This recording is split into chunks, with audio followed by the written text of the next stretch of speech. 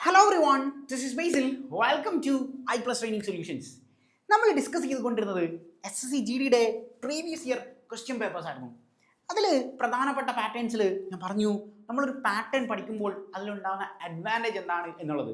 ഇനിയിപ്പോൾ എക്സാമൊക്കെ നീട്ടി വെച്ച് നമുക്ക് വളരെ കുറച്ച് സമയം കിട്ടിയ സമയത്ത് നമ്മൾ ഇനി വൈഡായിട്ടുള്ളൊരു ടോപ്പിക്കിലേക്ക് പോകാതെ PYQs ചെയ്ത് പഠിക്കുന്നതിൻ്റെ ഒരു അഡ്വാൻറ്റേജ് എന്താണ് എന്നുള്ള കാര്യമാണ് നമ്മൾ ഇന്നത്തെ സെഷനിൽ നോക്കുന്നത്. നമുക്ക് കഴിഞ്ഞ സെഷനിൽ നമ്മൾ ഹിസ്റ്ററിയിലാണ് അവസാനിപ്പിച്ചിരുന്നത്, അതായത് പൊളിറ്റിയിൽ സ്റ്റാർട്ട് ചെയ്ത് ഹിസ്റ്ററിയിലാണ് നമ്മൾ അവസാനിപ്പിച്ചെങ്കിൽ ഇന്ന് നമുക്ക് ഹിസ്റ്ററിയിൽ സ്റ്റാർട്ട് ചെയ്യാം. സോ ഹിസ്റ്ററിയിലെ ഒരു ചോദ്യ പാറ്റേൺ നമുക്ക് GK എന്ന് പറയുന്ന ഒരു കാറ്റഗറിയിൽ നിന്നാണ് ചോദ്യം വരുന്നതെങ്കിലും ഡിഫറെൻറ്റ് മേഖലകളിൽ നിന്നാണ് ചോദ്യങ്ങൾ ഉണ്ടാവുന്നത് എന്നുള്ള കാര്യം ഓർക്കുക. അപ്പോൾ കഴിഞ്ഞ സെഷനിൽ നമ്മൾ ഡിസ്കസ് ചെയ്തത് മുഗൾ എംപയറുമായി ബന്ധപ്പെട്ട ഒരു ചോദ്യമായിരുന്നു എങ്കിൽ ഇത്തവണ നമ്മൾ ഡിസ്കസ് ചെയ്യാൻ പോകുന്നത് battle of Plassey was fort in എന്ന് പറയുന്ന പാറ്റേണുമായി ബന്ധപ്പെട്ടാണ്. ബാറ്റിൽ ഓഫ് പ്ലാസി ഇന്ത്യയുടെ ചരിത്രത്തിൽ ഏറ്റവും പ്രധാനപ്പെട്ട ഒരു യുദ്ധമായിരുന്നു ബാറ്റിൽ ഓഫ് പ്ലാസി എന്ന് പറയുന്നത്. അതായത് നമ്മളുടെ എക്സാമിനേഷൻസിന് ബാറ്റിൽ ഓഫ് പ്ലാസി എന്താണ് എന്നുള്ള ആദ്യം തന്നെ ഞാൻ പറഞ്ഞിട്ട് പിന്നെ നമുക്ക് എൻ്റെ ഡിസ്ക്രിപ്ഷൻ എന്താണ് എന്നുള്ള കാര്യം ഡിസ്കസ് ചെയ്യാം. സോ സിംപിളി നമ്മൾ പറയാം, ബാറ്റിൽ ഓഫ് പ്ലാസി ഏത് വർഷമാണെന്ന് ചോദിച്ചാൽ 1757 ബാറ്റിൽ ഓഫ് പ്ലാസി വർഷം എന്നുള്ള കാര്യം ഓർക്കുക. So 1757 battle of Plassey. Okay, ഇനി എന്താണ് ബാറ്റിൽ ഓഫ് പ്ലാസി, ആരായിരുന്നു പ്രധാനപ്പെട്ട യോദ്ധാവ് എന്നൊക്കെയുള്ള കാര്യം നമ്മൾ ഡിസ്കസ് ചെയ്യാം. ഓക്കെ, അതിന് മുമ്പ് ഈ ചരിത്രം സ്റ്റാർട്ട് ചെയ്യുന്ന പാറ്റേൺ എന്ന് പറയുന്നത് 1498 1498 പ്രത്യേകത എന്താണ് എന്ന് നിങ്ങൾക്ക് കൃത്യമായി അറിയാം. 1498 ഒരു ചേട്ടന്മാരിങ്ങ് ഇന്ത്യയിലേക്ക് വന്നു, പോർച്ചുഗീസുകാർ എന്ന് പറയുന്ന പാറ്റേൺ ആണല്ലോ. നമ്മളുടെ കേരളത്തിലാണ് വന്നത്. കേരളത്തിലെ കോഴിക്കോട് കാപ്പാട് എന്ന് പറയുന്ന സ്ഥലത്താണ് ആര് വന്നിരിക്കുന്നത്? വാസ്കോ ഡ ഗാമ എന്ന് പറയുന്ന പോർച്ചുഗീസുകാർ വരുന്നത്. സോ പോർച്ചുഗീസുകാരാണ് ഇന്ത്യയിലേക്ക് വന്ന ആദ്യത്തെ യൂറോപ്യൻ ശക്തി എന്ന് പറയുന്നത്. അപ്പോൾ എക്സാമിനേഷൻ നമ്മൾ ചോദിക്കും, ഇന്ത്യയിൽ വന്ന ആദ്യത്തെ യൂറോപ്യൻ ശക്തി ആരാണ് എന്നുള്ളത്. ഇന്ത്യയിൽ നിന്ന് അവസാനമായി പോയ യൂറോപ്യൻ ശക്തി ആരാണെന്ന് ചോദിച്ചാൽ അതും പോർച്ചുഗീസുകാർ തന്നെയാണ്. 1961 പോർച്ചുഗീസുകാർ തിരിച്ചു പോകുന്നത് എന്നുള്ള കാര്യം ഓർക്കുക. 47 ഇന്ത്യക്ക് സ്വാതന്ത്ര്യമൊക്കെ കിട്ടിയെങ്കിലും 61 പോർച്ചുഗീസുകാർ ഇന്ത്യയിലേക്ക് തിരിച്ചു പോയത്. പോർച്ചുഗീസുകാർക്ക് ശേഷം പിന്നീട് ഇന്ത്യയിലേക്ക് ഡച്ചുകാർ എന്ന് പറയുന്ന ടീംസ് വരുന്നുണ്ട്. ഡച്ചുകാർ ഇന്ത്യയിലേക്ക് വരുന്നുണ്ട്. ആൻഡ് അത് കഴിഞ്ഞതിന് ശേഷം ബ്രിട്ടീഷുകാർ വരുന്നുണ്ട്, പിന്നെ ഫ്രഞ്ചുകാർ വരുന്നുണ്ട്. ഇങ്ങനെയാണ് പാറ്റേൺ വരുന്നത്. അപ്പം ആദ്യം വന്ന ആരാണ് എന്ന് ചോദിച്ചു കഴിഞ്ഞാൽ പോർച്ചുഗീസുകാരാണ് എന്നുള്ള കാര്യം ഓർക്കുക. ഓക്കെ, പോർച്ചുഗീസുകാരാണ് ആദ്യമായിട്ട് ഇന്ത്യയിലേക്ക് വരുന്ന പോർച്ചുഗീസുകാരാണ്. നമ്മൾ വിചാരിക്കും ബ്രിട്ടീഷുകാരാണ്, കാരണം നമ്മൾ എപ്പോഴും കേൾക്കുന്ന ബ്രിട്ടീഷ് എന്ന് പറഞ്ഞാൽ ഇന്ത്യ ബ്രിട്ടീഷുകാരുടെ കയ്യിലായിരുന്നു, വെച്ചാൽ നമ്മൾ വിചാരിക്കും ബ്രിട്ടീഷുകാരാണ്. പക്ഷേ ഇന്ത്യയിലേക്ക് ആദ്യം വന്ന യൂറോപ്യൻ ശക്തി ബ്രിട്ടീഷുകാരൊന്നും അല്ല, അത് പോർച്ചുഗീസുകാരാണ്. 1498 പോർച്ചുഗീസുകാർ വന്നിട്ടുണ്ടായിരുന്നത്. ഓക്കെ, എന്നാൽ ബാറ്റിൽ ഓഫ് പ്ലാസി എന്ന് പറയുന്നത് ബ്രിട്ടീഷുകാരുമായി ബന്ധപ്പെട്ട യുദ്ധമാണ്. 1757 ഈ ചേട്ടന്മാർ 1600 കാലഘട്ടത്തിലൊക്കെ വന്നിട്ടുണ്ടായിരുന്നെങ്കിലും ഇന്ത്യയായിട്ട് ആദ്യമായിട്ടൊരു യുദ്ധം തുടങ്ങുന്നത്, ഇന്ത്യയിൽ ആദ്യമായിട്ട് ഒരു യുദ്ധം സ്റ്റാർട്ട് ചെയ്യുന്നത് 1757 ബാറ്റിൽ ഓഫ് പ്ലാസി എന്ന് പറയുന്ന യുദ്ധത്തിലാണ്. ആദ്യമായിട്ട് ഇന്ത്യക്കെതിരെ ബ്രിട്ടീഷുകാർ നടത്തുന്ന യുദ്ധം ഏതാണ് എന്ന് ചോദിച്ചു കഴിഞ്ഞാൽ ബാറ്റിൽ ഓഫ് പ്ലാസി എന്ന് പറയുന്ന യുദ്ധമാണ്. 1757 ബാറ്റിൽ ഓഫ് പ്ലാസി എന്ന് പറയുന്ന യുദ്ധം സ്റ്റാർട്ട് ചെയ്യുന്നത്. ഓക്കെ, ബാറ്റിൽ ഓഫ് പ്ലാസി യുദ്ധം സ്റ്റാർട്ട് ചെയ്യുന്നത് 1757 100 വർഷങ്ങൾക്ക് ഇപ്പുറം 1857 ഇന്ത്യ ആദ്യമായിട്ട് ബ്രിട്ടീഷുകാർക്കെതിരെ ഒരു വിപ്ലവം നയിച്ചു. ഫസ്റ്റ് വാർ ഓഫ് ഇൻഡിപെൻഡൻസ് എന്നറിയപ്പെടുന്ന, ഫസ്റ്റ് വാർ ഓഫ് ഇൻഡിപെൻഡൻസ് എന്ന് നമ്മൾ വിളിക്കുന്ന, നമ്മളുടെ VD സവർക്കർ വിളിച്ച കാറൽ മാക്സ് നമ്മുടെ ആളല്ല, വിദേശിയാണ്. സോ ആദ്യമായിട്ട് ഫസ്റ്റ് വാർ ഓഫ് ഇൻഡിപെൻഡൻസ് എന്ന് revolt of 1857 first war of independence എന്ന് വിളിച്ച ഇന്ത്യക്കാരൻ ആരാണെന്ന് ചോദിച്ചാൽ അത് വീർ സവർക്കർ എന്നറിയപ്പെടുന്ന VD സവർക്കർ ആണ്. ഇദ്ദേഹത്തിന്റെ ഹെഡ്ക്വാർട്ടേഴ്സ്, ഇദ്ദേഹത്തിന്റെ പേരുള്ള എയർപോർട്ട് സ്ഥിതി ചെയ്യുന്നത് ആൻഡമാൻ നിക്കോബാർ ഐലൻഡ്സിന്റെ ക്യാപിറ്റലായ പോർട്ട് ബ്ലെയർ ആണ്. പോർട്ട് ബ്ലെയർ ഇന്റർനാഷണൽ എയർപോർട്ടിന്റെ പേരെന്താണെന്ന് ചോദിച്ചാൽ സ്റ്റാറ്റിക് GKയിൽ നമുക്ക് വരുന്ന ഒരു പാറ്റേൺ ആണ്. ഞാൻ സ്റ്റാറ്റിക് GKയെ കുറിച്ച് നമ്മൾ കഴിഞ്ഞ സെഷനിൽ ഡിസ്കസ് ചെയ്തിരുന്നു. അപ്പോൾ സ്റ്റാറ്റിക് GKയിൽ നമുക്ക് വരുന്ന ഒരു ചോദ്യ പാറ്റേൺ ആണ്, പോർട്ട് ബ്ലെയർ ഇന്റർനാഷണൽ എയർപോർട്ടിന്റെ പേര് എന്താണ് എന്ന് ചോദിച്ചു കഴിഞ്ഞാൽ VD സവർക്കർ എയർപോർട്ട് എന്നുള്ളതാണ്. 1857 റിവോൾട്ട് ഓഫ് 1857 പങ്കെടുക്കുന്നത്. 100 വർഷം കഴിഞ്ഞിട്ടാണ് നമ്മൾ അവർക്കെതിരെ ആദ്യത്തെ ഇൻഡിപെൻഡൻസ് വാർ നടത്തുന്നത്. പക്ഷേ ആദ്യമായിട്ട് അവർ യുദ്ധം ചെയ്ത് 1757. ഞാൻ എന്തിനാ ഇത് രണ്ടും പഠിപ്പിച്ച് രണ്ടും എക്സാമിന് ചോദിക്കും, കണക്ട് ചെയ്ത് വെക്കാനാണ്. 100 വർഷങ്ങൾക്ക് ശേഷം ഇതാണ് എനിക്ക് കണക്ട് ചെയ്തിട്ടുള്ളത്. 100 വർഷങ്ങൾക്ക് ശേഷമാണ്. അപ്പം നമ്മൾ ഇനി തെറ്റുള്ള 1757 എന്ത് ഓപ്ഷൻസിൽ നിന്ന് പഠിക്കുന്ന പാറ്റേൺ ആണ് നമ്മൾ ഇന്നത്തെ സെഷനിൽ നോക്കുന്നതാണല്ലോ. ഓപ്ഷൻസിന്റെ ഇമ്പോർട്ടൻസ് ആണ് ഞാൻ പറഞ്ഞത്. സത്യത്തിൽ അതിനകത്ത് ഒറ്റ വാക്കിൽ എനിക്ക് 1 മിനിറ്റ് കൊണ്ട് പറഞ്ഞു തീർക്കാനാണ് ബാറ്റിൽ ഓഫ് പ്ലാസി 1757. അങ്ങനെയല്ല നമ്മൾ പഠിക്കേണ്ടത്. നമ്മൾ പഠിക്കേണ്ട മേഖല എന്ന് പറഞ്ഞാൽ ബാക്കിയുള്ള ഓപ്ഷൻസ് എന്തൊക്കെയാണ്, എന്തായിരുന്നു 1757 പ്ലാസി യുദ്ധത്തിന്റെ പ്രത്യേകത, ആരായിരുന്നു യുദ്ധം നയിച്ചത് എന്നൊക്കെയുള്ള കാര്യമാണ് നമ്മൾ ഡിസ്കസ് ചെയ്യുന്നത്. അപ്പോൾ ഡീറ്റെയിൽ ആയിട്ട് PYQവിലേക്ക് പഠിച്ച് ആഴത്തിൽ ഇറങ്ങിപ്പോകുക എന്ന് പറയുന്ന ഒരു പാറ്റേൺ ആണ് നമ്മൾ നോക്കുന്നത്. അതല്ല നമുക്ക് ഈ ടോപ്പിക് എടുത്ത് പഠിക്കാനുള്ള ടൈമിനില്ല. എക്സാമിനേഷൻ വളരെ നേരത്തെ തന്നെ ഇപ്പം വരും. കാരണം നീട്ടി വെച്ചു എന്ന് വെച്ചാൽ ഒരുപാട് ടൈമൊന്നും എടുക്കത്തില്ല. സോ നമുക്ക് വളരെ കുറച്ച് സമയത്ത് നമ്മൾ എന്ത് ചെയ്യും എന്നുള്ള കാര്യമാണ് നോക്കുന്നത്. 1757 ബാറ്റിൽ ഓഫ് പ്ലാസി എന്ന് പറയുന്ന യുദ്ധം നടന്നു ആണല്ലോ. ബാറ്റിൽ ഓഫ് പ്ലാസി എന്ന് പറയുന്ന യുദ്ധത്തിനകത്ത് റോബർട്ട് ക്ലൈവ് എന്ന് പറയുന്ന വ്യക്തിയാണ് ആര്, ഈ പറയുന്ന ബ്രിട്ടീഷുകാരുടെ സേനാനായകൻ എന്നറിയപ്പെടുന്ന റോബർട്ട് ക്ലൈവ് ആണ്. അപ്പൊ ഇന്ത്യയിൽ ബ്രിട്ടീഷ് ആധിപത്യത്തിന് അടിത്തറ പാകിയ യുദ്ധം ഏതാണ് എന്ന് ചോദിച്ചാൽ അത് ബാറ്റിൽ ഓഫ് പ്ലാസിയാണ്. ഫൗണ്ടേഷൻ, ബ്രിട്ടീഷ് എംപററിന്റെ ഫൗണ്ടേഷൻ യുദ്ധം ഏതായിരുന്നു എന്ന് ചോദിച്ചാൽ ബാറ്റിൽ ഓഫ് പ്ലാസിയാണ്. നമ്മൾ നേരത്തെ 1526 ബന്ധപ്പെട്ട് ഫസ്റ്റ് വാർ ഓഫ് പാനിപ്പട്ട് എന്ന് പറഞ്ഞ ഒരു സാധനം പഠിച്ചിട്ടുണ്ട്. ഫസ്റ്റ് വാർ ഓഫ് പാനിപ്പട്ട് എന്ന് പറഞ്ഞ ഡീറ്റെയിൽ ആയിട്ട് ക്ലാസ്സുകൾ ഞാൻ എടുത്തു തന്നിട്ടുണ്ട്. ഫസ്റ്റ് വാർ ഓഫ് പാനിപ്പട്ടിൽ മുഗൾ സാമ്രാജ്യത്തിന് അടിത്തറ പാകിയ യുദ്ധമായിരുന്നു. ബാബറായിരുന്നു മുഗൾ സാമ്രാജ്യത്തിന്റെ ആദ്യത്തെ ചക്രവർത്തി എന്നൊക്കെ പറഞ്ഞ് നമ്മൾ പഠിച്ച പാറ്റേൺ ആണല്ലോ. അപ്പൊ ഇന്ത്യയിൽ മുഗൾ സാമ്രാജ്യത്തിന് അടിത്തറ പാകിയ ആദ്യത്തെ യുദ്ധം ഫസ്റ്റ് വാർ ഓഫ് പാനിപ്പട്ടായിരുന്നു. അത് 1526. എന്നാൽ ബ്രിട്ടീഷ് യുദ്ധത്തിന് അടിത്തറ പാകിയ അല്ലെ ബ്രിട്ടീഷ് ഭരണത്തിന് അടിത്തറ പാകിയ ആദ്യത്തെ യുദ്ധം 1757 റോബർട്ട് ക്ലൈവ് എന്ന് പറയുന്ന വ്യക്തിയാണ്. ഓക്കെ, എന്തിനാണ് ഇത് പഠിപ്പിച്ചതെന്ന് വെച്ചാൽ എക്സാമിന് ഇങ്ങനെ ചോദിക്കും. ബാബർ ഓഫ് ബ്രിട്ടീഷ് ഇന്ത്യ, ബ്രിട്ടീഷ് ഇന്ത്യയുടെ ബാബർ ആരാണ്? ഈ ബാബർ എന്ത് സംഭവം? മുഗൾ സാമ്രാജ്യത്തിന് അടിത്തറ പാകിയ ആളാണ്. അപ്പൊ ബ്രിട്ടീഷ് ഇന്ത്യയുടെ ബാബർ ആരാണെന്ന് ചോദിച്ചാൽ റോബർട്ട് ക്ലൈവ് ആണ് ബ്രിട്ടീഷ് ഇന്ത്യയുടെ ബാബർ എന്ന് പറയുന്നത്. കാരണം ബ്രിട്ടീഷുകാർക്ക് ഇവിടെ ഒരു സ്ഥാനം വാങ്ങിക്കൊടുത്തത് ആരാണ്? റോബർട്ട് ക്ലൈവ് ആയിരുന്നു ആ യുദ്ധം നയിച്ചത് എന്നുള്ള കാര്യം ഓർക്കുക. സോ 1757 ബാറ്റിൽ ഓഫ് പ്ലാസി എന്നറിയപ്പെടുന്ന യുദ്ധം സ്റ്റാർട്ട് ചെയ്ത് വെച്ചത് ആരാണെന്ന് വെച്ച് കഴിഞ്ഞാൽ നമ്മളുടെ ഈ പറയുന്ന റോബർട്ട് ക്ലൈവ് ആണ്. ആരുമായിട്ടായിരുന്നു ഈ യുദ്ധം നടത്തുന്നത്? സത്യത്തിൽ ഇവർ ബംഗാളായിരുന്നു പിടിച്ചെടുക്കുക. ഇന്ത്യ പിടിച്ചടക്കുക എന്ന് പറഞ്ഞു കഴിഞ്ഞാൽ ഇന്ത്യ മൊത്തത്തിൽ പിടിച്ചെടുക്കുക എല്ലാവരും അവിടെ ചെയ്തത്. ബംഗാളായിരുന്നു ഇവർ പിടിച്ചടക്കിയത് ആണല്ലോ. ബംഗാളിലെ നവാബ്, ആ സമയത്ത് ബംഗാളിലെ നവാബ് എന്ന് പറയുന്നത് സിറാജ് ഉദ് ദൗള ആയിരുന്നു. എന്ത് ഈ പറയുന്ന ബംഗാളിലെ നവാബ് എന്നറിയപ്പെടുന്ന സിറാജ് ഉദ് ദൗളയാണ്. ഇദ്ദേഹത്തിനെയാണ് ബ്രിട്ടീഷുകാർ പരാജയപ്പെടുത്തിയത്. സോ 1757 യുദ്ധത്തിൽ സിറാജ് ഉദ് ദൗളയെ പരാജയപ്പെടുത്തിക്കൊണ്ടാണ് റോബർട്ട് ക്ലൈവ് ആ യുദ്ധം ജയിക്കുന്നത്, ബ്രിട്ടീഷുകാരെ ജയിക്കുന്നത്. ഇതെല്ലാം എക്സാമിനേഷൻ ചോദിക്കും. ആരെയാണ് തോൽപ്പിച്ചതെന്ന് ചോദിക്കും. റോബർട്ട് ക്ലൈവ് ആരായിരുന്നു എന്ന് ചോദിക്കും. ബ്രിട്ടീഷ് സൈന്യത്തെ നയിച്ചത് ആരാണെന്ന് ചോദിക്കും. ബാബർ ഓഫ് ബ്രിട്ടീഷ് ഇന്ത്യ ആരാണെന്ന് ചോദിക്കും. 1757 യുദ്ധത്തിന്റെ പേര് ചോദിക്കും. അല്ലെങ്കിൽ ബാറ്റിൽ ഓഫ് പ്ലാസി ഏത് വർഷമാണ് നടന്നതെന്ന് ചോദിച്ചു എങ്ങനെ ചോദിച്ചാലും നമുക്ക് സാധനം സെറ്റാം. 1857 നമ്മൾ 100 വർഷം കഴിഞ്ഞ് റിവോൾട്ട് ഓഫ് 1857 എന്ന് പറഞ്ഞ സാധനം നമ്മൾ ആരൊക്കെയാണ് ലീഡേഴ്സ് എന്നൊക്കെ പറഞ്ഞ് കഥ പോലെ ഞാൻ നിങ്ങളെ പഠിപ്പിച്ചു തന്നിട്ടുണ്ട്. സെറ്റ്. വെൽ, അപ്പൊ നമുക്ക് ഇനി 1764 പ്രത്യേകത അറിയാം. കണ്ടോ, പ്രീവിയസ് ഇയർ എക്സാമിനേഷന് വന്ന ഓരോ വർഷത്തിനും ഒരു പ്രത്യേകത. ആ വർഷങ്ങളെല്ലാം എടുത്ത് നമ്മൾ പഠിക്കണം. എന്നാണ് 1764 പ്രത്യേകത. അതായത് 1557 വെറും 7 വർഷം കഴിഞ്ഞിട്ട് നമ്മൾ നടത്തിയ അടുത്ത യുദ്ധമാണ് എന്ത്? 1764 യുദ്ധം, ബക്സാർ യുദ്ധം എന്ന് പറയുന്ന യുദ്ധം. അടുത്ത യുദ്ധം ബ്രിട്ടീഷുകാരുമായിട്ട് നടത്തിയ അടുത്ത യുദ്ധമാണ് ബക്സാർ എന്ന് പറയുന്ന യുദ്ധം. 1764 ഒക്ടോബർ 22 ആയിരുന്നു ഈ ബക്സാർ യുദ്ധം നടത്തിയത് എന്നുള്ള കാര്യം ഓർക്കുക. സോ ബക്സാർ യുദ്ധം 1764 മൺട്രോ ആയിരുന്നു. ഈ യുദ്ധത്തില് ബ്രിട്ടീഷുകാരുടെ നേതാവ് മൺട്രോ ആയിരുന്നു എന്നുള്ള കാര്യം. ഇവിടെ റോബർട്ട് ക്ലൈവ് ആണെങ്കിൽ മൺട്രോ ആയിരുന്നു. ബക്സാർ യുദ്ധത്തിൽ 1764 നടന്ന യുദ്ധം മൺട്രോ ആയിരുന്നു എന്നുള്ള കാര്യം ഓർക്കുക. അവിടെ നമ്മൾ ബ്രിട്ടീഷുകാരുമായിട്ട് ബക്സാർ യുദ്ധത്തിൽ നമ്മൾ പങ്കെടുത്തപ്പോൾ നമ്മൾ പ്രധാനമായിട്ടും നവാബ് ബംഗാളിന്റെ നവാബായിരുന്നു എങ്കിൽ അടുത്ത നമ്മൾ നടത്താൻ പോകുന്ന യുദ്ധം എന്ന് പറയുന്നത് അവധിന്റെ നവാബുമായിട്ടുള്ള യുദ്ധമായത്. 1764 ബ്രിട്ടീഷുകാർ ബക്സർ യുദ്ധം നടത്തിയെന്ന് നമ്മൾ പറഞ്ഞു. ആരൊക്കെയായിരുന്നു പ്രധാനപ്പെട്ട വ്യക്തികൾ ആ യുദ്ധത്തിൽ?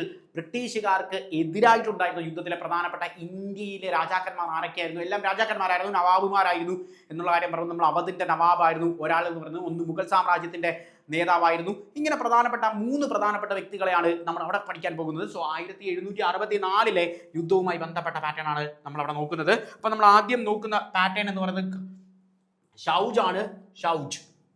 ഷൗജ് ഉദ് നമ്മൾ നേരത്തെ പഠിച്ച അതേ പാറ്റേണിൽ വന്ന ധവള തന്നെയാണ് വരുന്നത് ഇവിടെ. ഷൗജ് ഉദ് ദൗള എന്ന് പറയുന്ന വ്യക്തിയാണ്, ഇദ്ദേഹമാണ് അവധിന്റെ നവാബ് എന്ന് പറയുന്നത്. ഷൗജ് ഔദ് ദൗള ആണ്. ഷാ ആലം രണ്ടാമനെ നിങ്ങൾക്കറിയാം, മുഗൾ സാമ്രാജ്യത്തിന്റെ ഭരണാധികാരിയാണ് ഷാ ആലം രണ്ടാമനുമായിട്ടും യുദ്ധം ചെയ്തിട്ടുണ്ടായിരുന്നു. ഷാ ആലം ഒന്നും വളരെ പ്രധാനപ്പെട്ട മുഗൾ സാമ്രാജ്യത്തിന്റെ ചക്രവർത്തിമാരല്ലാതെ നമ്മൾ കഴിഞ്ഞ സെഷനിൽ പഠിച്ചിരുന്നു. അതായത് ഔറംഗസീബിന് ശേഷം പിന്നീട് അക്ബർ രണ്ടാമൻ, ഷാ ആലം രണ്ടാമൻ, എനിക്കൊന്ന് ആ ഓപ്ഷനിലൂടെ ഉണ്ടായിരുന്നു. ഷാ ആലം രണ്ടാമൻ ഇവരൊക്കെ ഉണ്ടായിരുന്നു. പക്ഷെ ഇവരാരും വളരെ ഫേമസ് ഒന്നും അല്ലായിരുന്നു, വളരെ ശക്തിയൊന്നുമില്ല. കാരണം തോറ്റുമല്ലോ, യുദ്ധത്തിൽ പരാജയപ്പെട്ട ആൾക്കാരാണ്. പരാജയപ്പെട്ടവരാണെങ്കിലും എക്സാമിന് ചോദിക്കും, ബക്സർ യുദ്ധത്തിൽ ഈ പറയുന്ന ബ്രിട്ടീഷിന്റെ മൺട്രോ പരാജയപ്പെടുത്തി ആരൊക്കെയായിരുന്നു വെച്ചാൽ അവധിന്റെ ഭരണാധികാരി, അവധിന്റെ നവാബായ ഷൗജ് ഉദ് ദൗളയാണ് ഒരു വ്യക്തി. ഷൗജ് ഉദ് ദൗള ഒന്ന്, ഷാ ആലം മുഗൾ സാമ്രാജ്യത്തിന്റെ ഷാ ആലം എന്ന് പറയുന്ന വ്യക്തി, മറ്റേത് മിർ ഖാസിം. ഇവരെ ഇത്രയും പേരെയാണ് ഇവർ പരാജയപ്പെടുത്തിയത് എന്നുള്ള കാര്യം. മിർ ഖാസിം എന്ന് പറയുന്ന അടുത്ത ഭരണാധികാരി. ഈ 3 പേരെ പരാജയപ്പെടുത്തിക്കൊണ്ടാണ് ബ്രിട്ടീഷ് ഗവൺമെന്റ് ഈ പറയുന്ന ബക്സ യുദ്ധം ജയിക്കുന്നത്. 1764 ബക്സ യുദ്ധം എന്നുള്ള കാര്യം ഓർക്കുക. മൺട്രോ ആയിരുന്നു ബക്സ യുദ്ധത്തിൽ പങ്കെടുത്ത വ്യക്തി. ബക്സ യുദ്ധത്തിൽ മൺട്രോ ആയിരുന്നു. അപ്പൊ നമ്മുടെ ചോദ്യം എന്ന് പറഞ്ഞാൽ ബാറ്റിൽ ഓഫ് പ്ലാസിയുമായി ബന്ധപ്പെട്ടാണ്. ബാറ്റിൽ ഓഫ് പ്ലാസി സ്ഥിരമായി എക്സാമുകൾക്ക് ചോദിച്ചു വരുന്ന ഒരു സാധനമാണ്. ബാറ്റിൽ ഓഫ് പ്ലാസിയുമായി ബന്ധപ്പെട്ട പ്രത്യേകത ആണ്. ഇനി 1857 റിവോൾട്ട് ഓഫ് 1857 എന്ന് ഞാൻ പറഞ്ഞു. അതായത് ബ്രിട്ടീഷ് ഇന്ത്യയിൽ നടന്ന വിപ്ലവമായിരുന്നു. ഫസ്റ്റ് വാർ ഓഫ് ഇൻഡിപെൻഡൻസ് എന്ന പേര് വിളിച്ചു. Chapati revolution, devil's wind, sepoy mutiny, ഇങ്ങനെ പല പേരുകൾ അറിയപ്പെടുന്നതാണ്. ഡീറ്റെയിൽ ആയിട്ട് ഞാൻ ക്ലാസ്സുകൾ എടുത്തു തന്നിട്ടുള്ള കാര്യമാണ്. വെരി ഇമ്പോർട്ടൻറ്റ് മേഖലയാണ് 1857 എന്നുള്ള കാര്യം ഓർക്കുക. 1748 പ്രത്യേകത കൂടി പറഞ്ഞ് നമുക്ക് അടുത്ത ജോഗ്രഫിയിലേക്ക് പോകാം. 1748 പ്രത്യേകത കർണാട്ടിക് യുദ്ധം അവസാനിപ്പിച്ച ഒരു വർഷമാണ് ഈ 1748 എന്ന് പറയുന്നത്. കർണാട്ടിക് യുദ്ധം എന്താണ്? ഈ കർണാട്ടിക് യുദ്ധം എന്നുള്ള കാര്യം കൂടി നോക്കുക. കർണാട്ടിക് യുദ്ധം എന്ന് പറഞ്ഞാൽ നമ്മൾ നേരത്തെ പഠിച്ചു, ഇന്ത്യയിലേക്ക് പോർച്ചുഗീസുകാർ വന്നു, പിന്നെ ഡച്ചുകാർ വന്നു, പിന്നെ ബ്രിട്ടീഷുകാർ വന്നു, പിന്നെ ഫ്രഞ്ചുകാർ വരുന്നു എന്നൊക്കെയുള്ള കാര്യം പറഞ്ഞു ആണല്ലോ. ഈ ബ്രിട്ടീഷ് ഫ്രഞ്ചുകാർ തമ്മിൽ നടന്ന യുദ്ധമാണ്. 3 കർണാട്ടിക് യുദ്ധങ്ങളാണ് നടന്നിട്ടുള്ളത്. ബ്രിട്ടീഷും ഫ്രഞ്ചും തമ്മിൽ നടന്ന യുദ്ധമായിരുന്നു എന്ത്? ഈ പറയുന്ന കർണാട്ടിക് യുദ്ധങ്ങൾ എന്നറിയപ്പെടുന്നത്. അപ്പൊ കർണാട്ടിക് യുദ്ധം എന്ന് പറയുന്നത് ബ്രിട്ടീഷും ഫ്രഞ്ചുമായിട്ട് നടന്ന യുദ്ധമാണ്. ഫ്രഞ്ചുകാരെ സപ്പോർട്ട് ചെയ്യുന്ന ടിപ്പു സുൽത്താനൊക്കെയാണ്. ടിപ്പു സുൽത്താന്റെ സപ്പോർട്ടിലൂടെയൊക്കെയാണ് ഫ്രഞ്ചുകാർ യുദ്ധം ചെയ്യുന്നത്. സോ ഫ്രഞ്ചുകാർക്ക് സപ്പോർട്ട് കൊടുത്തത് ബ്രിട്ടീഷ് ഈ പറയുന്ന ടിപ്പു സുൽത്താനും നമ്മളുടെ ബ്രിട്ടീഷ് അവർക്ക് എതിരായിരുന്നു. അങ്ങനെ ബ്രിട്ടീഷുകാരുമായിട്ടുള്ള ടിപ്പു സുൽത്താന്റെ യുദ്ധം ഒക്കെ നമ്മൾ വളരെ ഡീറ്റെയിൽ ആയിട്ട് അറിയാവുന്നതാണ്. മൈസൂരിന്റെ കടുവ എന്നറിയപ്പെടുന്ന വ്യക്തിയാണ് ടിപ്പു സുൽത്താൻ എന്നൊക്കെയുള്ള പാറ്റേൺ. ഈ പറയുന്ന കർണാട്ടിക് യുദ്ധം 3 എണ്ണമാണ് നടന്നത്. കർണാട്ടിക് യുദ്ധങ്ങളുടെ അവസാനം എന്താ സംഭവിച്ചതെന്ന് വെച്ചാൽ ബ്രിട്ടീഷ് ആധിപത്യം നടന്നു, ഫ്രഞ്ച് വിപ്ലവം അല്ലെങ്കിൽ ഫ്രഞ്ച് ആധിപത്യം ഇവിടെ അവസാനിച്ചു. ഇന്ത്യയിൽ ഫ്രഞ്ചുകാർക്ക് അടിത്തറ നഷ്ടപ്പെട്ടു എന്നുള്ളതാണ് കർണാട്ടിക് യുദ്ധത്തിന്റെ പരിണിത ഫലം എന്ന് പറയുന്നത്. സോ ഇത്രയും വർഷങ്ങളായിരുന്നു ഈ പറയുന്ന പ്രധാനപ്പെട്ട വർഷങ്ങൾ. എക്സാമിന് കഴിഞ്ഞതെന്ന് ചോദിച്ചാൽ ബാറ്റിൽ ഓഫ് പ്ലാസി ആയിരുന്നു. ഉത്തരം 1757 എല്ലാ വർഷങ്ങളും നമുക്ക് വളരെ പ്രധാനപ്പെട്ടതാണ് എന്നുള്ള കാര്യം ഓർക്കുക. അടുത്ത് നമ്മൾ ഡിസ്കസ് ചെയ്യാൻ പോകുന്നത് ജോഗ്രഫിയുമായി ബന്ധപ്പെട്ട ഒരു പാറ്റേണിലേക്ക് നമുക്ക് പോകാം. സോ ഹിസ്റ്ററി കഴിഞ്ഞു, നമ്മൾ ജോഗ്രഫിയിലേക്ക് പോവുകയാണ്. വെൽ, ഹിസ്റ്ററിയിൽ നിന്നാണ് നമ്മൾ ഏറ്റവും കൂടുതൽ ഫോക്കസ് കൊടുത്തിരിക്കുന്നത്. കാരണം ഹിസ്റ്ററി ഭയങ്കര വൈഡ് ടോപ്പിക്കാണ്. നമുക്ക് ജോഗ്രഫിയുമായി നമ്മൾ കഴിഞ്ഞ തവണ ഹയസ്റ്റ് ഓഫ് പീക്ക് ആയിരുന്നു പഠിച്ചിരുന്നത് എങ്കിൽ നമുക്ക് ഇത്തവണ what do we want to study നമ്മൾ പ്രധാനമായിട്ടും ഡിസ്കസ് ചെയ്യാൻ പോകുന്ന ജോഗ്രഫിയിലെ പാറ്റേൺസ്. ജോഗ്രഫി നമുക്കറിയാം പ്രധാനമായിട്ടും സ്റ്റേറ്റുകൾ നമ്മൾ ഫോക്കസ് കൊടുക്കേണ്ട ഏറ്റവും ഇമ്പോർട്ടൻ്റ് ആണ്. കഴിഞ്ഞ തവണയും ഒരു സെഷൻസിൽ കയറി ക്യാപിറ്റൽസ് ചോദിച്ചു. നിങ്ങൾ നോക്കുക, ക്യാപിറ്റലുകൾ ചോദിക്കുമ്പോൾ സ്ഥിരമായി 28 സ്റ്റേറ്റുകളാണ് ഇന്ത്യക്കുള്ളത് ആണല്ലോ. ഇന്ത്യയിൽ 28 സ്റ്റേറ്റുകളാണ് ഇന്ത്യക്കുള്ളത്. 28 സ്റ്റേറ്റുകളുണ്ട്, 8 യൂണിയൻ ടെറിട്ടറീസ് ഉണ്ട്. 28 സ്റ്റേറ്റിൻ്റെ ക്യാപിറ്റലും 8 യൂണിയൻ ടെറിട്ടറീസിൻ്റെ ക്യാപിറ്റലും 28 സ്റ്റേറ്റിലെ CM, ഗവർണർ, ഇതെല്ലാം പഠിച്ചിട്ടേ കയറി ചെല്ലാവുള്ള എക്സാമിന്. It's very important. എല്ലാം ഞാൻ ഷോർട്ട് കട്ട് ഇട്ട് CM ഗവർണറും ഒക്കെ പഠിപ്പിച്ചു തന്നിട്ടുള്ളതാണ്. തന്നിരിക്കുന്ന ഓപ്ഷൻസ് എങ്ങനെ പിക്ക് അടിക്കണം എന്നുള്ളത് it's very important. 28 States and 8 union territory ആണല്ലോ. ഇവിടെ ക്യാപിറ്റൽ ഓഫ് അരുണാചൽ പ്രദേശ് നിങ്ങൾ ശ്രദ്ധിച്ചോ? ഇവിടെ കേരളമുണ്ട്, തമിഴ്നാടുണ്ട്, കർണാടകയുണ്ട്, പിന്നെ നമുക്ക് ആന്ധ്രയുണ്ട്. ഇതൊന്നും അവർക്ക് ചോദിക്കാൻ താല്പര്യമില്ല. ഇതൊന്നും ഒരിക്കലും ചോദിച്ച് കണ്ടിട്ടില്ല. SSCക്ക് ഏറ്റവും ഇഷ്ടമെന്ന് പറയുന്നത് ഇന്ത്യ ഇങ്ങനെ കിടക്കുകയാണ്. ഇന്ത്യയുടെ ഈ ഭാഗത്ത് കുറേ സ്റ്റേറ്റ് കിടപ്പുണ്ട്. സിസ്റ്റർ സ്റ്റേറ്റുകൾ എന്നൊക്കെ നമ്മൾ പറയും. സിസ്റ്റർ സ്റ്റേറ്റുകൾ, നോർത്ത് ഈസ്റ്റേൺ സ്റ്റേറ്റുകൾ എന്നൊക്കെ അറിയപ്പെടുന്ന ചേട്ടന്മാരുടെ ക്യാപിറ്റലെ സ്ഥിരമായി എക്സാമിന് ചോദിക്കത്തുള്ളൂ. നോക്ക്, ഇന്ത്യയുടെ ഈസ്റ്റേൺ സ്റ്റേറ്റ് എന്നറിയപ്പെടുന്ന അരുണാചൽ പ്രദേശിൽ നിന്നാണ് അവർ എക്സാമിന് ചോദ്യം ചോദിച്ചിരിക്കുന്നത്. അപ്പോൾ ഇന്ത്യയുടെ ഈസ്റ്റേൺ സ്റ്റേറ്റ് എന്നറിയപ്പെടുന്ന അരുണാചൽ പ്രദേശിന്റെ ക്യാപിറ്റലാണ് ചോദിച്ചിരിക്കുന്നത് ഇട്ടാനഗറാണ്. അപ്പോൾ ഇട്ടാനഗറാണ് എന്ത്, അരുണാചൽ പ്രദേശിന്റെ ക്യാപിറ്റൽ എന്നറിയപ്പെടുന്നത് ഇട്ടാനഗറാണ് എന്നുള്ള കാര്യം എടുക്കുക. അപ്പോൾ ഇട്ടാനഗറാണ് അരുണാചൽ പ്രദേശിന്റെ ക്യാപിറ്റൽ. ഇന്ത്യയുടെ ഈസ്റ്റേൺ സ്റ്റേറ്റ് ആണ് എന്ത്, അരുണാചൽ പ്രദേശ് എന്ന് പറയുന്നത്. അപ്പോൾ ഇന്ത്യയുടെ ഈസ്റ്റേൺ സ്റ്റേറ്റ് ആയ അരുണാചൽ പ്രദേശിൽ നിന്ന് അവർ ചോദിച്ചിരിക്കുന്ന ചോദ്യമാണ് ഈ പറയുന്ന ഇട്ടാനഗർ. നമുക്ക് ബാക്കി സ്റ്റേറ്റുകളുടെ ബാക്കി ഓപ്ഷൻ കൂടി നോക്കാൻ ഞാൻ പറഞ്ഞില്ലേ. ഇന്നത്തെ സെഷനിൽ നമ്മൾ ഫോക്കസ് ചെയ്യുന്ന ഓപ്ഷൻസിൽ നിന്നുകൊണ്ട് പഠിക്കുക എന്നുള്ളതാണ്. അടുത്ത നമുക്ക് കൊഹിമയാണ് പഠിക്കാനുള്ളത്. കൊഹിമ ആരുടെയാണ് നിങ്ങൾ പറയാം? കൊഹിമ. കൊഹിമ എന്ന് പറയുന്നത് നാഗാലാൻഡുകാരുടെയാണ്. നാഗാലാൻഡ് ഇങ്ങനെ ഓർത്താൽ മതി. കൊഹിമ എന്ന് പറഞ്ഞാൽ നമുക്ക് കോഹിനൂർ ഡയമണ്ട് ഓർമ്മ വരില്ല. കോഹിനൂർ ഡയമണ്ട് ഓർമ്മ വരും. അപ്പോൾ ഡയമണ്ടിൻ്റെയൊക്കെ മുമ്പിൽ നാഗങ്ങൾ ഇങ്ങനെ സംരക്ഷിക്കാൻ വേണ്ടി ഓർത്തിരിക്കാൻ നോക്കുക. നാഗാലാൻഡ് കൊഹിമയാണ് എന്നുള്ള കാര്യം ഓർക്കുക. നാഗാലാൻഡ് കൊഹിമയാണ്. അടുത്ത ഇംഫാലാണ്. ഇംഫാൽ എന്ന് പറഞ്ഞാൽ മണിപ്പൂരിന്റെ ക്യാപിറ്റലാണ് ഇംഫാൽ. നമുക്ക് ഏറ്റവും ജീവിതത്തിൽ ഇമ്പോർട്ടൻ്റ് ആയിട്ടുള്ള സാധനം എന്താ? ഇമ്പോർട്ടൻ്റ് ആയിട്ടുള്ള സാധനം മണിയാണ് ഇമ്പോർട്ടൻറ്റ്. മണിയുടെ സ്പെല്ലിംഗ് MONEY ആണ്. പക്ഷെ നമുക്ക് പഠിക്കാൻ വേണ്ടി മണിപ്പൂർ എന്ന് പറയുന്ന പാറ്റേൺ. മണിപ്പൂരാണ് ഇംഫാൽ എന്ന് പറയുന്നത്. എന്തിനാ ഇങ്ങനെ പഠിക്കുന്നതെന്ന് വെച്ചാൽ ഞാൻ പറഞ്ഞു, നോർത്ത് ഓപ്ഷൻസിന് നിങ്ങൾ ഇവിടെ കേരളോ തമിഴ്നാടോ ബംഗളൂരോ കർണാടകയോ എല്ലാം കണ്ടോ? ഇല്ല, ഓപ്ഷൻസിലും എല്ലാ സിസ്റ്റർ സ്റ്റേറ്റുകൾ തന്നെ ആയിരിക്കുള്ളൂ. സിസ്റ്റർ സ്റ്റേറ്റുകളിൽ നിന്ന് ചോദ്യങ്ങൾ വരാറുള്ളൂ. സിസ്റ്റർ സ്റ്റേറ്റ്സ് ആയിരിക്കും ഓപ്ഷൻ വരുന്നത്. കാരണം എന്താണെന്ന് വെച്ചാൽ നമുക്ക് ഈ ഏരിയ നന്നായി അറിയാം, പക്ഷേ ഈ നോർത്ത് ഈസ്റ്റേൺ ഏരിയ ആരും പഠിക്കാറില്ല. അത് അവർക്ക് നന്നായിട്ട് അറിയാം. അതുകൊണ്ടാണ് ആ ചോദ്യ പാറ്റേൺ അവിടെ നിന്ന് വരുന്നത്. ഇമ്പോർട്ടൻ്റ് ആയിട്ട് മണിയായിരുന്നു. മണിപ്പൂർ ഇംഫാലാണ് എന്നുള്ള കാര്യം എടുക്കുക. ഡിസ്പൂർ ആരുടെ ക്യാപിറ്റലാണ് നമുക്കറിയാം? ആസാമിന്റെ ക്യാപിറ്റലാണ് ഡിസ്പൂർ എന്ന് പറയുന്നത്. ഡിസ്പൂർ എന്ന് പറയുന്നത് ആസാമിന്റെ ക്യാപിറ്റലാണ് ഡിസ്പൂർ. അപ്പോൾ എല്ലാ പാറ്റേണും പഠിച്ചല്ലോ. അപ്പോൾ പഠിക്കേണ്ട രീതികൾ എങ്ങനെയാണ് എന്നുള്ള കാര്യം ഞാൻ പറഞ്ഞു. അതായത് ഓപ്ഷൻസിൽ നിന്ന് പഠിക്കേണ്ട അഡ്വാൻറ്റേജ് ആണ് നമ്മൾ നോക്കിയത്. അപ്പോൾ നമ്മൾ ജോഗ്രഫി കഴിഞ്ഞു. ഇനി നമുക്ക് സയൻസുമായി ബന്ധപ്പെട്ട് അല്ലെങ്കിൽ ജോഗ്രഫിക്കൽ സയൻസ് എന്നൊക്കെ വേണമെങ്കിൽ നമുക്ക് സ്ഥിരമായി വരുന്ന ഒരു പാറ്റേൺ ആണ്. സയൻസിൽ നിന്നോ ജോഗ്രഫിയിൽ നിന്നോ എവിടെ നിന്ന് വേണമെങ്കിലും അവർക്ക് ചോദിക്കാവുന്ന ഒരു ചോദ്യ പാറ്റേൺ ആണ് നമ്മളുടെ വാട്ട് വി കോൾ ലാർജസ്റ്റ് ജോഗ്രഫിയും സയൻസുമായിട്ട് ഇടകലർന്ന് കിടക്കുന്ന ഒരു സാധനമാണ് സോളാർ സിസ്റ്റം എന്ന് പറയുന്ന പാറ്റേൺ. സോളാർ സിസ്റ്റം എന്ന് പറയുന്ന സാധനം, സോളാർ സിസ്റ്റം ആസ്ട്രോണമി ആണ്. സോളാർ സിസ്റ്റം റെഡ് പ്ലാനറ്റുമായി ബന്ധപ്പെട്ട കാര്യമാണ് നമ്മൾ പഠിക്കുന്നത്. വളരെ ഇമ്പോർട്ടൻ്റ് ആണ്. സോളാർ സിസ്റ്റത്തിൽ നിന്ന് സ്ഥിരമായി ചോദ്യങ്ങൾ കണ്ടുവരാറുണ്ട്. ഇതിപ്പോൾ സയൻസിൻ്റെ വിങ്ങിൽ നിന്നായാലും ജോഗ്രഫിയുടെ വിങ്ങിൽ നിന്നായാലും solar system is very very important. You want study solar system ആണല്ലോ. സോളാർ സിസ്റ്റം വളരെ ഇമ്പോർട്ടൻ്റ് ആണ്. നമ്മളോട് ഇപ്പോൾ അവർ ചോദിച്ചിരിക്കുന്നത് റെഡ് പ്ലാനറ്റ് ഏതാണ് എന്നുള്ളതാണ്. റെഡ് പ്ലാനറ്റ് എന്ന് പറയുന്ന മാഴ്സ് ആണ് എന്നുള്ള കാര്യം ഓർക്കുക. മാഴ്സ് ഓർത്തിരിക്കാൻ എളുപ്പമാണ്. മാഴ്സ് നമ്മൾ പണ്ട് 2000 രൂപ ഉണ്ടായിരുന്നു. ഇപ്പം ഇല്ല, ഒരുപാട് നാളൊന്നും അതിൽ നിരോധിച്ചിട്ട് കുറച്ച് നാളെ ആയുള്ളൂ. 2000 രൂപ ഉണ്ടായിരുന്നു. 2000 രൂപയ്ക്കകത്ത് നമ്മൾ കാണുന്ന ഒരു സാധനമായിരുന്നു Mars orbit mission of India എന്നറിയപ്പെടുന്ന മംഗൾയാൻ എന്ന് പറയുന്ന സാധനം. മംഗൾയാൻ ഇന്ത്യയുടെ മാഴ്സ് ഓർബിറ്റ് മിഷനാണ് മംഗൾയാൻ. അതിപ്പോഴും ഉണ്ട്, അതിന് മാറ്റമൊന്നുമില്ല. 2000 രൂപയ്ക്ക് മാറ്റമുള്ളേ.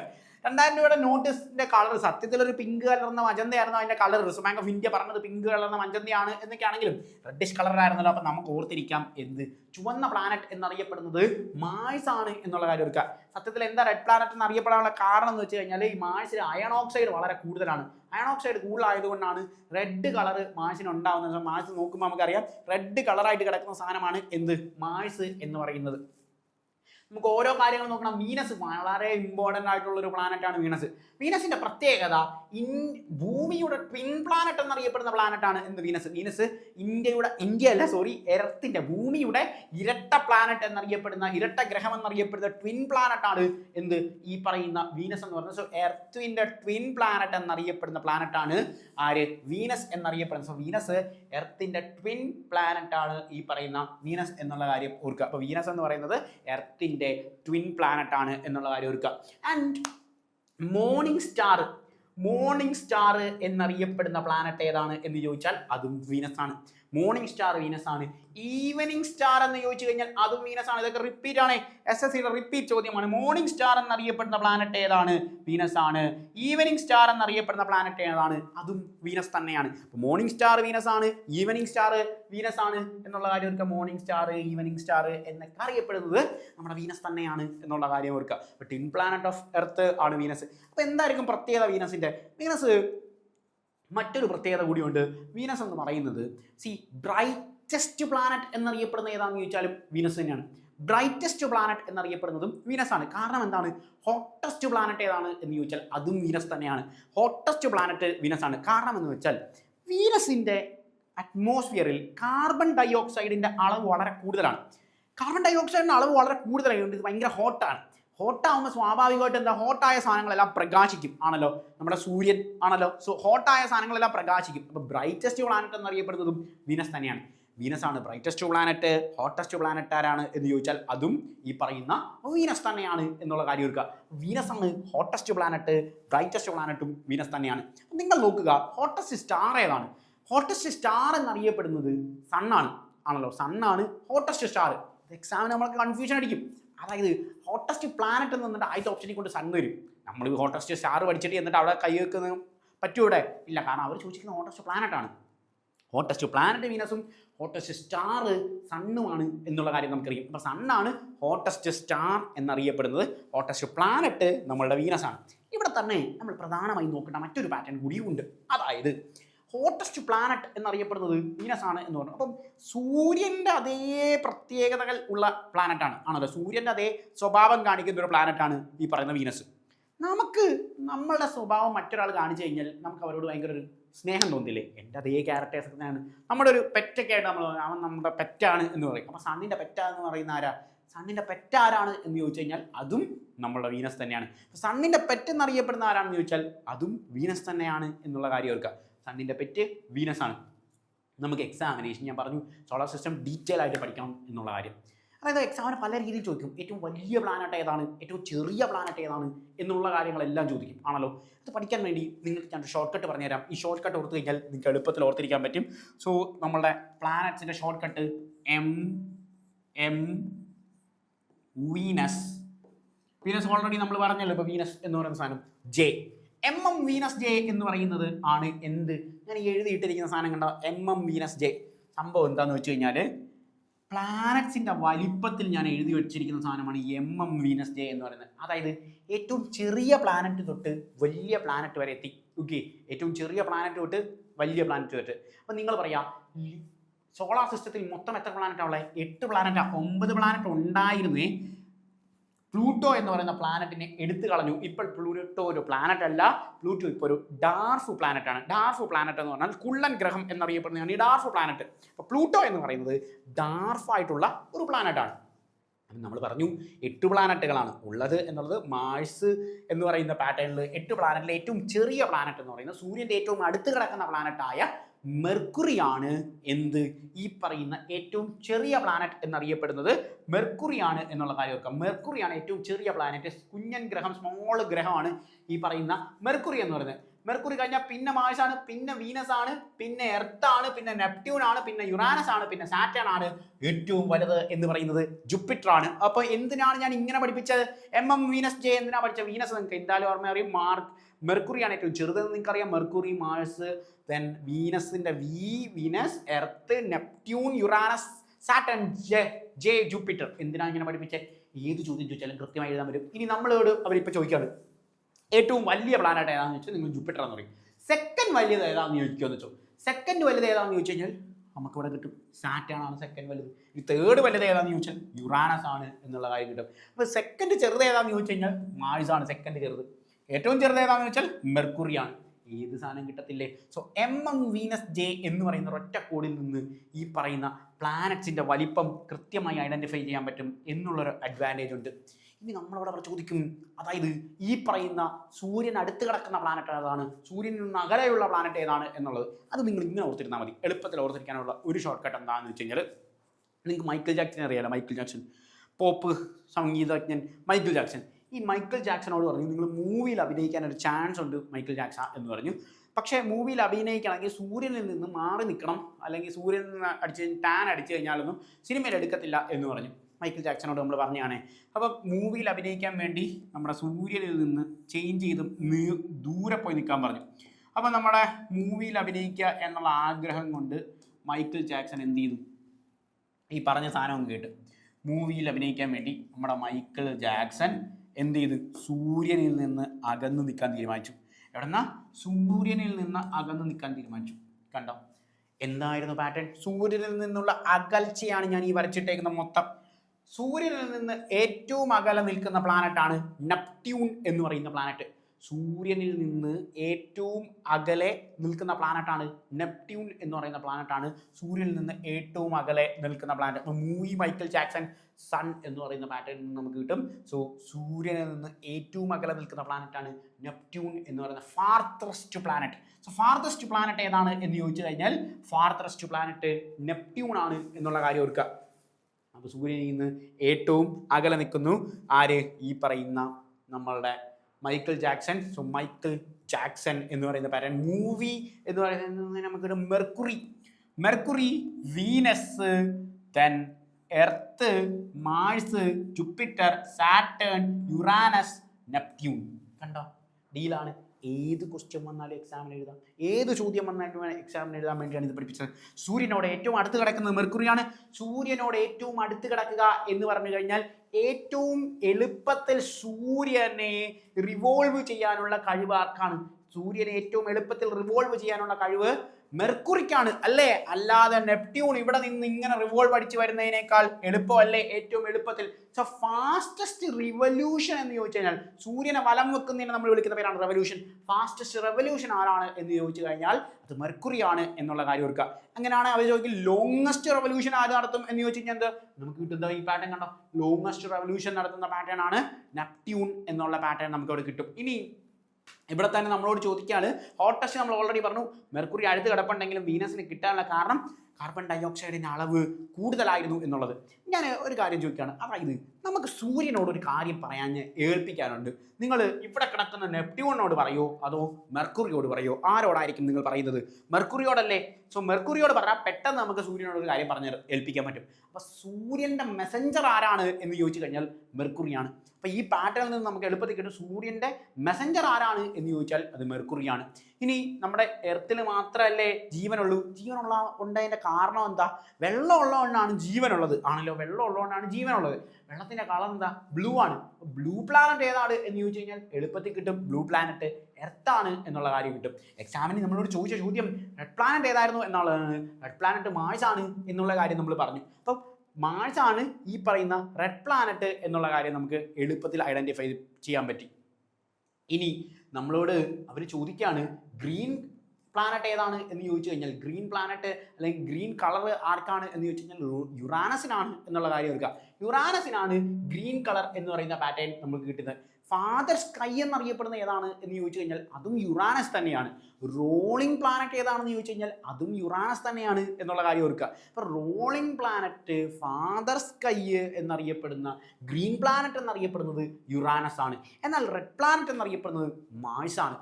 സ്മോളസ്റ്റ് പ്ലാനറ്റ് മെർക്കുറിയാണ്. ഹോട്ടസ്റ്റ് പ്ലാനറ്റ് വീനസ് ആണ്. സൂര്യനോട് ഏറ്റവും അടുത്ത് കിടക്കുന്നത് മെർക്കുറിയാണ്, പക്ഷേ ഹോട്ടസ്റ്റ് പ്ലാനറ്റ് വീനസ് ആണ് എന്നുള്ള കാര്യം പറഞ്ഞു. മോർണിംഗ് സ്റ്റാർ എന്നറിയപ്പെടുന്നത് വീനസ് ആണ്. ഈവനിങ് സ്റ്റാറും വീനസ് തന്നെയാണ്. ഓർത്തിരിക്കാനുള്ള എളുപ്പ വഴി ഞാൻ പറഞ്ഞു. ഇതെല്ലാം നമുക്ക് ഈ പറയുന്ന ഓപ്ഷൻസിൽ വേറെ ഒന്നും തരത്തില്ല, എന്തായാലും ഈ പ്ലാനറ്റ്സ് തന്നെ കിട്ടും. ഓർത്തിരിക്കുക എന്നുള്ളതാണ് വളരെ പ്രധാനപ്പെട്ട കാര്യം. അതിന് നിങ്ങൾ പഠിക്കുമ്പോൾ കണക്ട് ചെയ്ത് പഠിക്കേണ്ടത് വളരെ വളരെ ഇമ്പോർട്ടൻ്റ് ആണ്. ഇപ്പോൾ എക്സാമ്പിൾ പറഞ്ഞാൽ എങ്ങനെ നമുക്കിത് കണക്ട് ചെയ്യാൻ പറ്റും? നമ്മൾ വീനസിൻ്റെ പാറ്റേണിൽ എളുപ്പത്തിൽ ഓർത്തിരിക്കാൻ നമ്മൾ പറഞ്ഞു വീനസ് ഹോട്ടസ്റ്റ് പ്ലാനറ്റ് ആണ് എന്നുള്ളത്. ഹോട്ടായിട്ടിരിക്കുന്ന ഒന്നായിരിക്കും ബ്രൈറ്റ് ആയിട്ട് വരുന്നത്. സോ ബ്രൈറ്റസ്റ്റ് പ്ലാനറ്റും വീനസ് തന്നെയാണ്. ബ്രൈറ്റ് ആകുമ്പോൾ ആകാശത്ത് നമുക്ക് കാണാൻ സാധിക്കും ആണല്ലോ. സ്വാഭാവികമായി നമ്മൾ ചിലപ്പോൾ നിങ്ങൾ ഇന്ന് രാത്രി ഒന്ന് താഴോട്ട് ഇറങ്ങിയിട്ട് ആകാശത്തേക്ക് നോക്കുക. അവിടെ ചന്ദ്രൻ്റെ അരികിൽ നക്ഷത്രം പോലെ ഇരിക്കുന്ന ഒരു സാധനത്തെ നമ്മൾ കാണും. നിങ്ങൾ വിചാരിക്കുമ്പോൾ നക്ഷത്രമാണ് എന്നുള്ളത്. സത്യത്തിൽ ഇത് നക്ഷത്രമല്ല, അത് നമ്മളുടെ വീനസ് ആണ്. അപ്പോൾ ഇങ്ങനെ ഓർത്തിരിക്കാം. പ്രകാശമുള്ളത് കൊണ്ട് മോർണിംഗിലും നക്ഷത്രമായിട്ടിരിക്കും, ഈവനിങ്ങിലും നക്ഷത്രമായിട്ടിരിക്കും ആണല്ലോ. നമുക്ക് തിളങ്ങി ഇങ്ങനെ ഇരിക്കും. അപ്പോൾ മോർണിംഗ് സ്റ്റാർ എന്നറിയപ്പെടുന്നത്, ഈവനിങ് സ്റ്റാർ എന്നറിയപ്പെടുന്നത് വീനസ് തന്നെയാണ് എന്നുള്ള കാര്യം ഓർക്കുക. ഈ ഒരൊറ്റ കോഡ് പഠിച്ചാൽ MM-Venus J എന്ന് പറഞ്ഞ കോഡ് പഠിച്ചു കഴിഞ്ഞാൽ ഇതിൻ്റെ വലിപ്പം കൃത്യമായി മനസ്സിലാക്കും. ഏറ്റവും ചെറുത് മെർക്കുറി ആണെങ്കിൽ ഏറ്റവും വലുത് എന്ന് പറയുന്നത് ജൂപ്പിറ്റർ ആണ് എന്ന് പറയുന്ന പാറ്റേൺ കിട്ടും. ആ ചോദ്യത്തിൽ നിന്ന് തന്നെ ഏറ്റവും രണ്ടാമത്തെ ചെറുതേതാണ് എന്ന് ചോദിച്ചു കഴിഞ്ഞാൽ മാഴ്സ് ആണ് എന്നുള്ള കാര്യം കിട്ടും. ഇനി എർത്തിൻ്റെ പൊസിഷൻ എത്രയാണ് എന്ന് ചോദിച്ചാൽ നമുക്ക് കിട്ടും. അതാണ് ഈ പാറ്റേൺ പഠിച്ചു കഴിഞ്ഞാൽ എർത്ത് 4ാമത്തെ പൊസിഷനിൽ നിൽക്കുകയാണ്. അടുത്തതായിട്ട് വരുന്ന എർത്തിന് മുമ്പ് വരുന്ന പാറ്റേൺ ഏതാണെന്ന് ചോദിച്ചാൽ വീനസ് ആണ് എന്നുള്ള കാര്യം കിട്ടും. വീനസ് എന്ന് പറയുന്നത് നമ്മൾ പറഞ്ഞു എർത്തിൻ്റെ അടുത്ത് കിടക്കുന്ന പ്ലാനറ്റ് ആയതുകൊണ്ട് നമുക്ക് സ്ഥിരമായി കാണാൻ പറ്റും. എർത്തിനെ പോലെ തന്നെ ഇരിക്കുന്നത് കൊണ്ട് വീനസ് എന്താണ്? പിൻ പ്ലാനറ്റ് ആണ് എന്നുള്ള കാര്യം നമുക്ക് കിട്ടും. അപ്പം ഒരൊറ്റ കോഡിലൂടെ എത്ര ചോദ്യങ്ങളിലേക്ക് എത്താം എന്നുള്ള കാര്യമാണ് നമ്മൾ ഡിസ്കസ് ചെയ്തത്. ഇന്നത്തെ സെഷനിൽ PYQs എന്ന് പറയുന്ന പാറ്റേണിൽ നമ്മൾ നോക്കിയത് തന്നിരിക്കുന്ന ഓപ്ഷൻസിനകത്ത്, അതായത് പ്രീവിയസ് ഇയർ എക്സാമിനേഷന് ചോദിച്ച ക്വസ്റ്റ്യൻസിലെ ഓപ്ഷനുകൾ കൂടി പഠിച്ചുകൊണ്ടാണ് നമ്മൾ ഇന്നത്തെ സെഷൻസ് പഠിച്ചത്. So do practice. That's all. Thank you. By.